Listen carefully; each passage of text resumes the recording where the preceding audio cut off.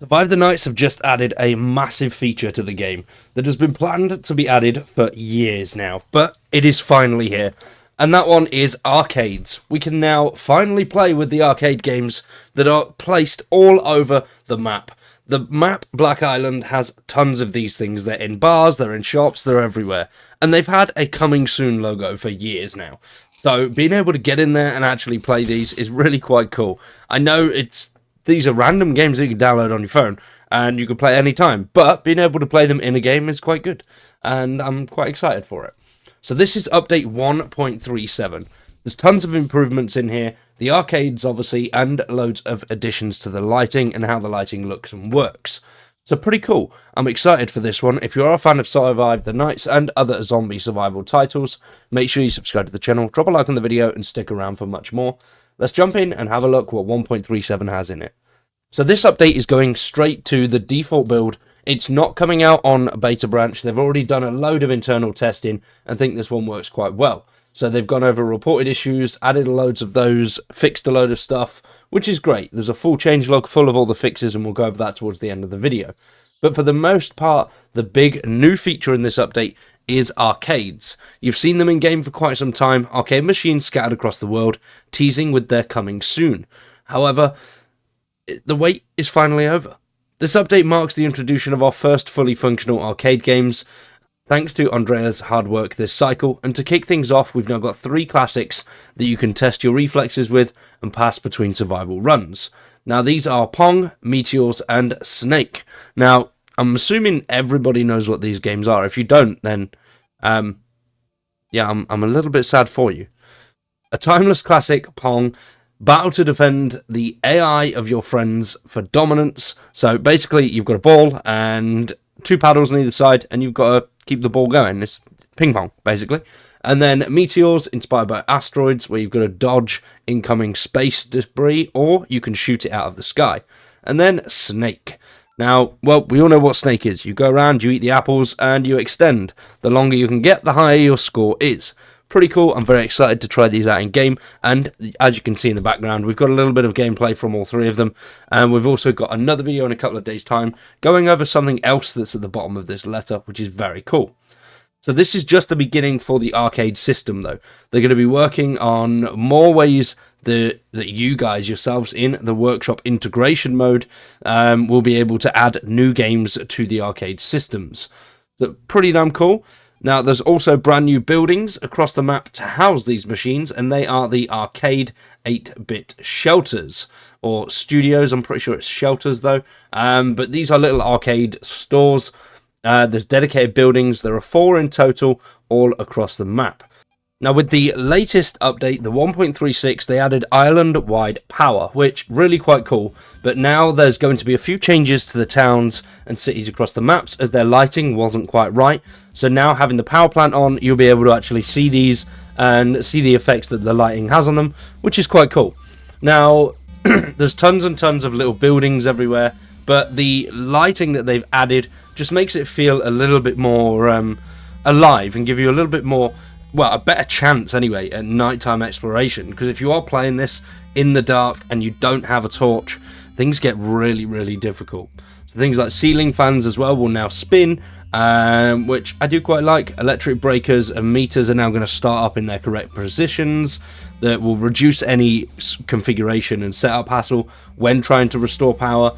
And things like the strip malls, their signage and shops, things like that, they're all going to be lit up as long as you've got the island power station turned on. In-game, they've also added the update schedules and the patch notes and things like that. There's a menu in the game now, so rather than most people end up missing like patch notes and Steam dev letters and stuff like that, so now you'll be able to access them directly from the game, which is quite cool. Definitely help people see more of what's coming in the future and what updates have been added recently, which is quite good. I do like that. They've also made loads of UI and inventory improvements. So pop-ups that pop up when you are close to things, they'll now move away when you move the cursor away from the selection, reducing any clutter and making interactions smoother.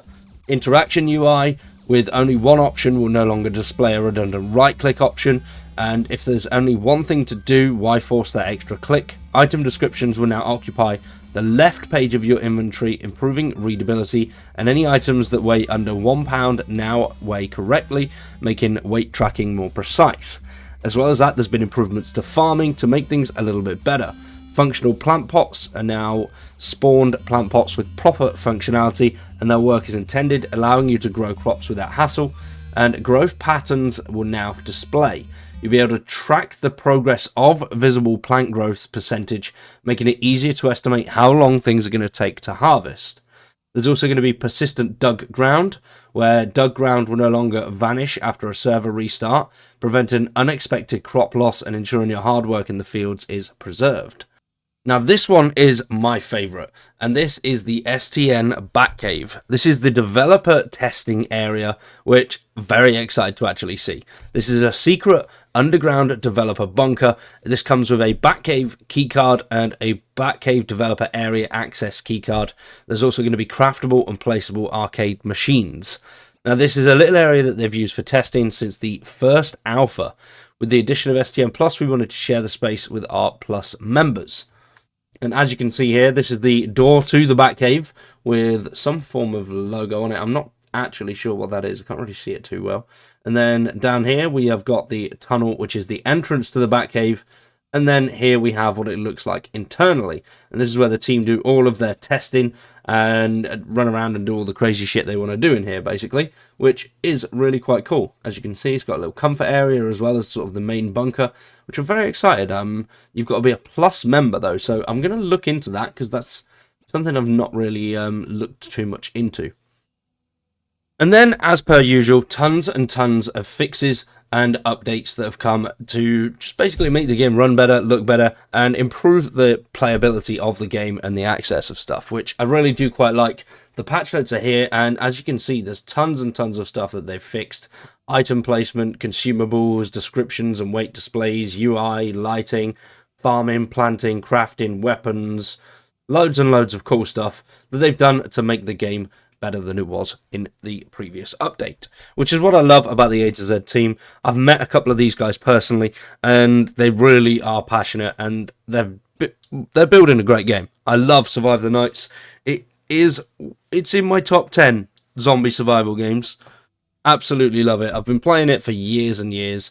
We've built a great community around it. We used to do streams on it, which we may potentially have to do those again. See if we can get a few of the old guys back together and jump on and do some STN stupidness, because it was loads of fun back in the day.